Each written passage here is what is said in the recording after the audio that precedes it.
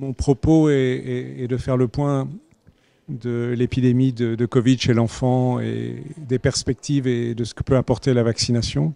Bien heureusement, le Covid ne frappe pas gravement les enfants, qui ne sont pas particulièrement à risque.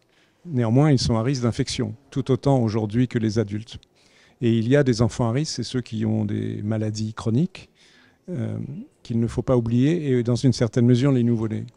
On sait que la vaccination est efficace pour protéger contre les formes graves. Elle protège partiellement contre l'infection.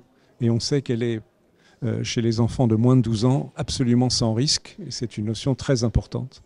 Donc, il est critique, fondamental, que tous les enfants à risque, 5% des enfants environ, soient vaccinés. Par les enfants à risque, j'entends les enfants atteints de maladies chroniques, soient vaccinés et revaccinés.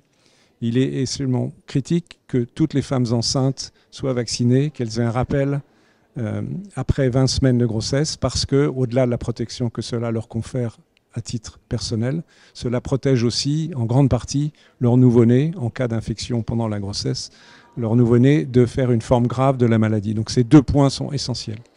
En ce qui concerne les autres enfants, les enfants bien portants, faut-il les vacciner? À mon sens, oui, parce que même si on protège contre un risque très faible, ce risque existe, d'une part, et qu'en plus, on ne sait pas très bien comment va évoluer l'épidémie. On n'est pas tout à fait à l'abri d'avoir un variant plus agressif, et que toute vaccination faite est un acquis d'immunité pour ces enfants. Et compte tenu, encore une fois, de la quasi-absence d'effets indésirables de ces vaccins chez les enfants, notamment âgés de moins de 12 ans, je recommande, comme cela a été fait déjà depuis de nombreux mois, de vacciner tous les enfants âgés de 5 à 12 ans. Et il est de la responsabilité des médecins, des pédiatres, de bien expliquer cette situation aux familles et de leur proposer ce vaccin en n'oubliant pas, par ailleurs, de respecter et de faire en sorte que les enfants reçoivent l'ensemble du programme vaccinal habituel.